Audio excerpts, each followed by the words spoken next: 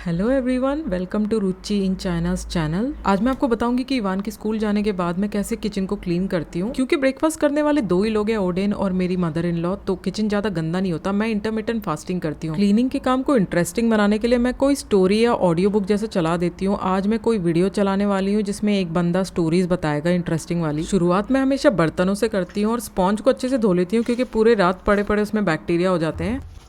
और उसके बाद बस मैं बर्तन सारे साफ कर देती हूँ। अगर वॉश बेसिन में कुछ नहीं हो तभी मज़ा आता है दूसरे एरियाज़ को क्लीन करने में। पहले मैं साबुन लगा के साइड में रख देती हूँ बर्तनों को, फिर पानी से धो देती हूँ। बहुत ही ईजी प्रोसेस है।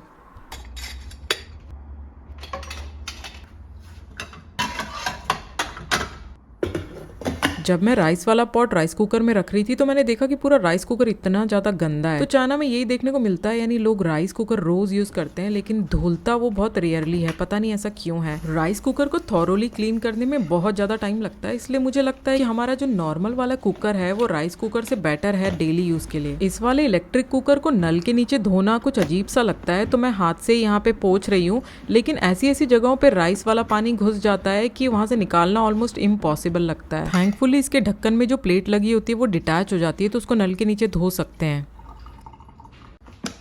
तो इसको ऑल्टरनेटिवली मैं साबुन वाले टॉवल और क्लीन टॉवल से साफ कर रही हूँ ताकि सारा साबुन भी निकल जाए और गंदगी भी निकल जाए। 15 मिनट के बाद फाइनली लग रहा है कि ये साफ हो गया है काफ़ी। अब इसमें मैं प्लेट वापस से अटैच कर दूंगी और ये हो गई इलेक्ट्रिक कुकर की क्लीनिंग खत्म। ओडिन हमारे बालकनी के गार्डन को रीअरेंज कर रहा है, थोड़ा एसी अलग जगह पे लगा रहा है ताकि हमको थोड़ा ज़्यादा स्पेस मिले। तो अब बस मैं किचन प्लेटफॉर्म से एक्स्ट्रा सामान हटा रही हूँ। ये दलिया जैसा मेरी मदर इन लॉ ने सुबह 6 बजे बनाया था ऑफिस जाने से पहले ओडिन और इवान के लिए, तो बस उसी को मैं धो रही हूँ। और ये दलिये को निकालना थोड़ा मुश्किल होता है और पीछे बर्तन की कालिक भी बहुत मुश्किल से निकलती है। बहुत टाइम तक इसको मेटल की ब्रश से रगड़ना पड़ता है तब भी नहीं निकलता है ये। तो चलो अब इसको फ्रिज में रख देते हैं, कोई ना कोई दिन में खा ही लेगा इसको।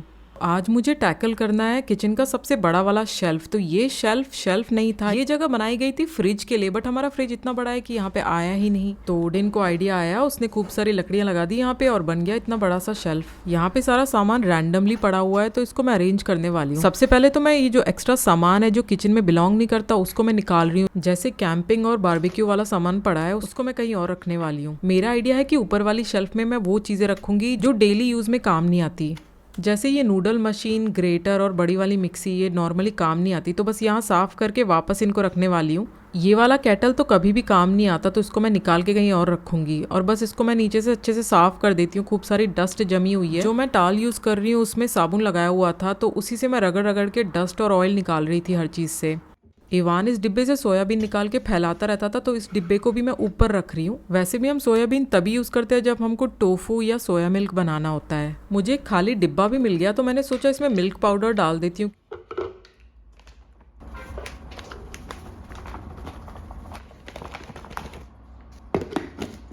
फिर मुझे कुछ और चीज़ें मिल गई जो रोज़ काम नहीं आती, जैसे पास्ता, काली दाल, चॉकलेट सॉस, वो सब मैंने ऊपर रख दिया। इन वाले कपड़ों में मुझे गर्मी लगने लग गई थी तो मैंने चेंज करके थोड़े पतले वाले पहन लिए। अभी मैं इन रैंडम छोटी छोटी पैकेट्स को सॉर्ट कर रही हूँ और सोच रही हूँ कि ये जो व्हाइट कलर का वुडन बॉक्स है इसी में सारे डाल के रख दूंगी एक साथ। अब मुझे समझ आ गया कि बचपन में मम्मी बॉर्नवीटा के डिब्बे क्यों बचा के रखती थी। जो आटे रोज काम नहीं आते उनको भी मैं सबसे ऊपर रख रही हूँ। ये इंस्टेंट वाली चाय बहुत टाइम से ओपन पड़ी थी तो मैं इसको डिब्बे में डाल रही हूँ ताकि इसकी स्मेल भी नहीं उड़ेगी। पूरी किचन में बहुत सारी चीज़ें रैंडम पड़ी हुई है, बहुत क्लटर्ड लगता है जो प्लास्टिक के पैकेट्स होते हैं उनको देख के। तो मैं अभी इस काजू को बड़े वाले डिब्बे में डाल रही हूँ। एक्स्ट्रा पड़ा हुआ था मेरे पास स्टोर रूम में। काजू से याद आया, एक सब्सक्राइब करने का रिमाइंडर दे देती हूँ आपको। इस पॉइंट पे मैं सोच रही थी कि शेल्फ्स को सामान के हिसाब से कैसे कैटेगराइज करूँ, तो मैंने सोचा जो ऊपर से सेकंड नंबर की शेल्फ है उसमें सिर्फ दालें, चने, सीड्स, नट्स, ऐसा टाइप का इंडियन ड्राई सामान रखती हूँ। बेसिकली मेरा गोल है कि सारे पैकेट्स और पाउचेस हटा के सब कुछ डिब्बों में डाल के ऑर्गेनाइज करके रख दूँ और एट द सेम टाइम सब साफ भी कर दूँ। तो क्योंकि ये शेल्फ पूरी तरह से खुला हुआ है और हमारी चिमनी किचन की काम नहीं करती बिल्कुल भी, तो सारा ऑयल यहीं पे आके जम जाता है, डस्ट भी पूरी आके जमती है यहाँ पे। तो एक एक करके मैं सारे डिब्बों में से डस्ट और ऑयल हटा रही हूँ। और ये जो टाल है उसमें ऑलरेडी थोड़ा सा सोप का सोल्यूशन है और उसके साथ मैं ऐड कर रही हूँ एक एंटीबैक्टीरियल सोल्यूशन। ये वॉल्श का डिसइंफेक्टेंट मैंने कल ही लिया था, इसको थोड़ा सा बस पानी में ऐड करूंगी। स्प्रे बॉटल मैंने अलग से ली थी, उसी में मैं डाल रही हूँ।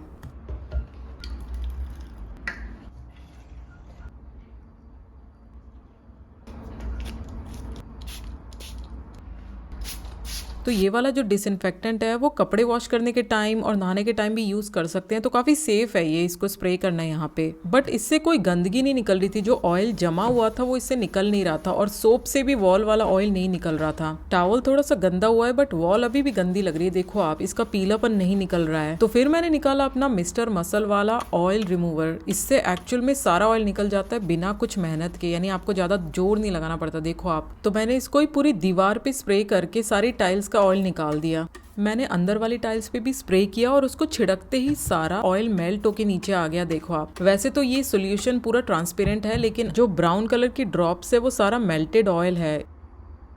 सच में जब पहली बार मैंने मिस्टर मसल का ये खरीदा था तो मुझे लगता था यार ये चीज़ मुझे पहले क्यों नहीं मिली लाइफ में। इतने सालों से मैं स्क्रब कर कर के ऑयल निकालती थी और इस स्प्रे से एक ही बार में मेल्ट हो जाता है पूरा ऑयल।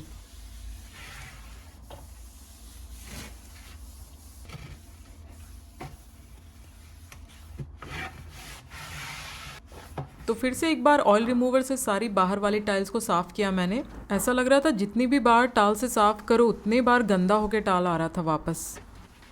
डस्टबिन के आसपास की टाइल्स तो सबसे ज़्यादा गंदी थी, तो फिर मैंने सोचा कि राइस को एक छोटे डिब्बे में डाल के ऊपर रख देती हूँ ताकि इवान उसको बार बार बिखेरे ना।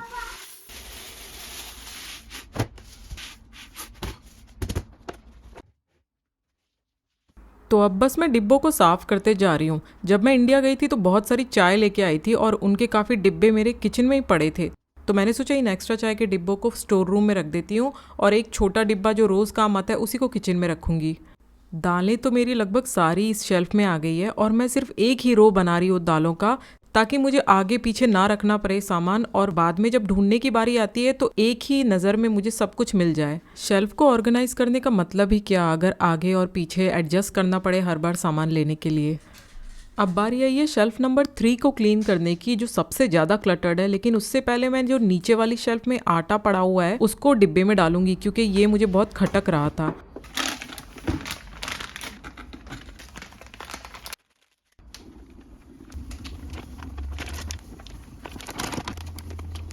तो अभी मैं जितने भी पैकेट में आटे पड़े हैं अलग अलग टाइप के, वो सारे मैं डिब्बों में डाल के रख रही हूँ। और गलती से मैंने मक्के का आटा मैदे में मिला दिया, अब उसको वापस डालना पड़ रहा है। जो बड़ा वाला चावल का डिब्बा खाली किया था मैंने थोड़ी देर पहले, मैंने सोचा उसी में मैं छोटे मोटे जो पैकेट्स हैं जैसे नूडल का पैकेट, कोई सॉस का पैकेट, वो सब डाल के रख दूंगी तो क्लटर बहुत कम हो जाएगा। इस डिब्बे में जगह भी इतनी है और बेस्ट चीज़ है कि ये ट्रांसपेरेंट है, तो कोई भी चीज़ बाहर से ही दिख जाती है जो निकालनी हो। अब शेल्फ नंबर 3 की क्लीनिंग स्टार्ट कर रही हूँ मैं। सबसे पहले सारा सामान निकाल के दूसरी शेल्फ पे रख रही हूँ और उसके बाद पहले तो इसकी डस्ट मैं साफ़ करूँगी क्योंकि खूब सारी डस्ट जमी हुई है, और उसके बाद मैं मिस्टर मसल वाला जो लिक्विड है उससे सारा ऑयल निकालने वाली हूँ। थोड़ी देर ये लिक्विड छिड़क के छोड़ दो तो ज़्यादा इफेक्टिव होता है। ओडिन बोल रहा था कि ये दीवारें हमारे आने से पहले से ही गंदी थी, क्योंकि पहले यहाँ पे खूब सारे स्टूडेंट्स एक साथ रहते थे और वो कभी भी सफाई करते नहीं थे, हमें लगता है। बीच बीच पे मैं नीचे का फ्लोर भी साफ कर रही हूँ क्योंकि पूरे शेल्फ की गंदगी यहीं पे आके गिर रही है। तो ये हो गया हमारा शेल्फ नंबर 3 क्लीन, और अब मैं इसको अरेंज कर रही हूँ। तो इस शेल्फ में मैं सिर्फ रख रही हूँ सारे वुडन बॉक्सेस, बास्केट्स और जो एक्स्ट्रा पैकेट्स वाला डिब्बा है वो भी। ये बास्केट्स और बॉक्सेस सारे सॉर्टेड है, जैसे एक में सिर्फ तेल है, एक में सारे मल्टीविटामिन के सप्लीमेंट्स, एक में सारे छोटे वाले सैशे जैसे चिली ऑयल, ऑरिगैनो और मसाले के पैकेट, इंस्टेंट टी और मिल्क पाउडर का डिब्बे भी यहीं रख दिए मैंने। अब ये लास्ट शेल्फ है जिसको मुझे क्लीन करना है। मैं बस डिब्बे नीचे रख के आटे चावल के डिब्बों को ऊपर से क्लीन कर रही हूँ, क्योंकि बहुत सारा आटा गिर जाता है ऊपर जब भी मैं निकालती हूँ। कितना सेटिस्फाइंग लगता है ना जब चीज़ें क्लीन होती है, मुझे तो बहुत थेरेप्यूटिक लगता है।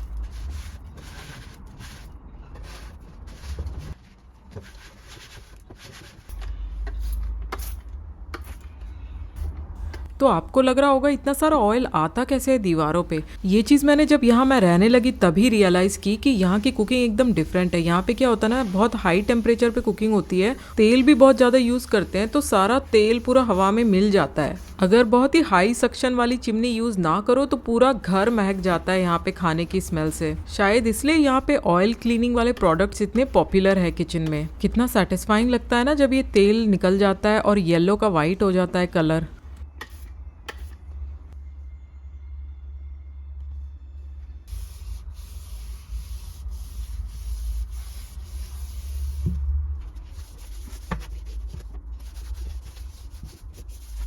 ये मैला टॉवल देख के मुझे इतनी खुशी हो रही है। मुझे याद है जब एमबीए के लिए मैं गर्ल्स हॉस्टल में फर्स्ट टाइम गई थी, वहाँ का बाथरूम इतना गंदा था कि व्हाइट टाइल्स ब्राउन हो गई थी। मैं 1.5 लीटर स्ट्रॉन्ग एसिड खरीद के लाई थी, उसी से मैंने सारी गंदगी को मेल्ट किया था। थैंकफुली आजकल एसिड की जरूरत नहीं पड़ती, इतने सारे प्रोडक्ट्स आ गए हैं। अब मैं आटे, चावल और मैदे के डिब्बों को यहीं पे रख रही हूँ एक ही रो में। ये तीनों सबसे ज्यादा फ्रीक्वेंटली यूज होने वाली चीजें हैं और इनको आराम से आगे सरका के रोज आटा चावल निकाल सकते हैं। और अब बस मैं किचन प्लेटफॉर्म को क्लीन कर रही हूँ। अभी सबसे बड़ा टास्क है गैस स्टोव को क्लीन करने का, क्योंकि हमारा मेटल वाला स्टोव है तो इतना इजीली क्लीन नहीं होता जितना ग्लास वाला होता है। तो इसको मैं निकाल दे रही हूँ और यहाँ पे मुझे बहुत रगड़ रगड़ के मेटल वाली ब्रश से क्लीन करना पड़ रहा है, क्योंकि इसमें ना जले हुए वाले जो मार्क्स हैं वो इजीली जाते नहीं है।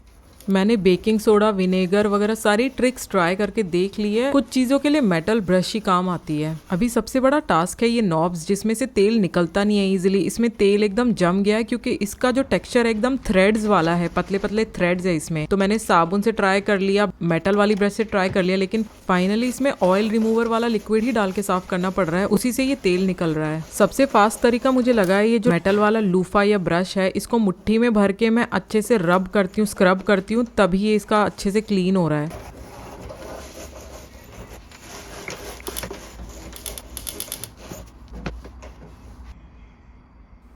हमारे पहले वाले घर में ग्लास वाला स्टव लगा था, लेकिन हाई टेम्परेचर से वो टूट गया था और ऐसा 2-3 बार हो गया, तो हम बस स्टील वाला ही स्टव लेते हैं अभी।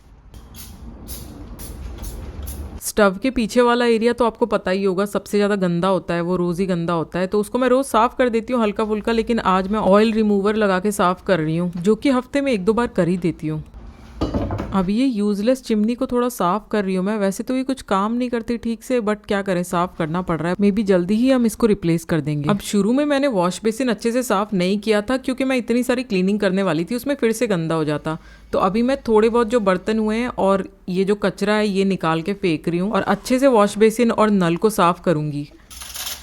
बाकी की क्लीनिंग कंटिन्यू करने से पहले आप एक बार शेल्फ को देख लो, जो कि कंप्लीट हो गई है और कितनी ऑर्गेनाइज लग रही है। जैसा मैंने प्लान किया था वैसी ही लग रही है। इसी वजह से मैंने इतने सारे डिब्बे लिए थे, दाल रखने वाले और वुडन बॉक्सेस। और ये जो छोटी सी शेल्फ है, इसको मैंने कल शाम को ही क्लीन किया था। इसमें हम चाय पत्ती, रोज के मसाले, सोया सॉस, घी, तेल वगैरह रखते हैं।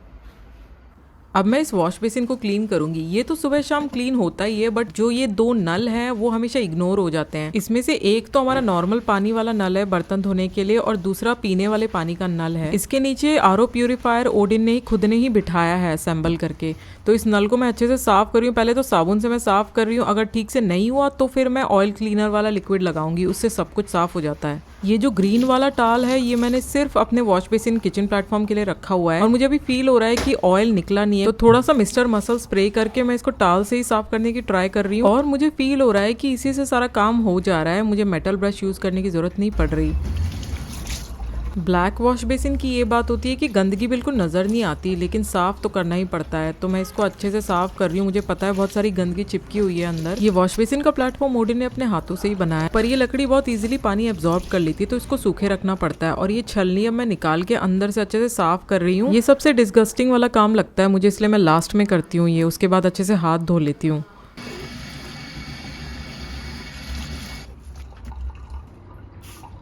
तो अब मैं एक डिस्पोजेबल वाइप में डिसइंफेक्टेंट स्प्रे डाल के पूरे किचन को वाइप डाउन करने वाली हूँ। ये वेट वाइप्स वैसे तो मैंने इवान के लिए लिए थे, लेकिन ये मल्टीपर्पज है, कपड़े से भी अच्छा पोछा लगाते हैं।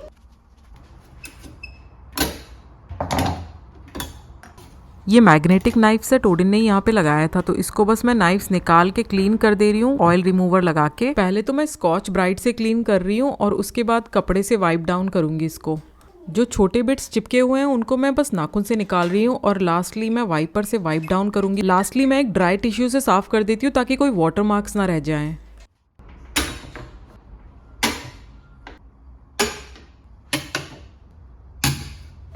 सबसे लास्ट में मैं फ्लोर साफ करती हूँ। यहाँ आने के बाद ये प्लास्टिक वाले झाड़ू की आदत सी हो गई है मुझे, लेकिन पोछा लगाना मुझे हाथ से ही पसंद है, क्योंकि बेस्ट काम हाथ से ही होता है। कॉर्नर्स की भी अच्छे से सफाई हो जाती है, खाने के चिपके हुए बिट्स भी निकल जाते हैं। ये जो व्हाइट कलर का पोछा मैं यूज कर रही हूँ, इसका पूरा पैक लिया हुआ है मैंने। कुछ हफ्ते यूज करके इसको डिस्पोज करना पड़ता है।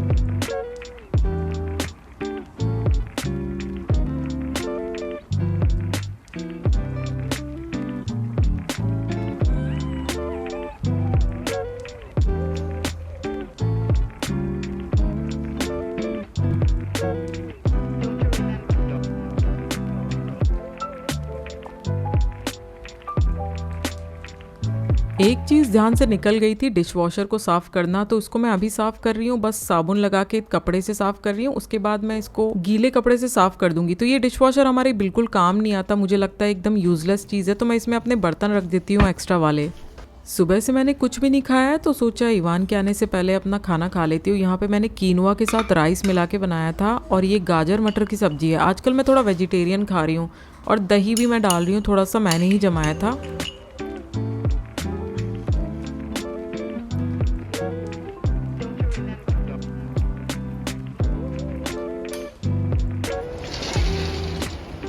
वुडन का भी काम खत्म हो गया, सुबह से लगा हुआ है गार्डन में। ये देखो कितना सुंदर बना दिया इसने। ये हमारी बालकनी नंबर 2 है।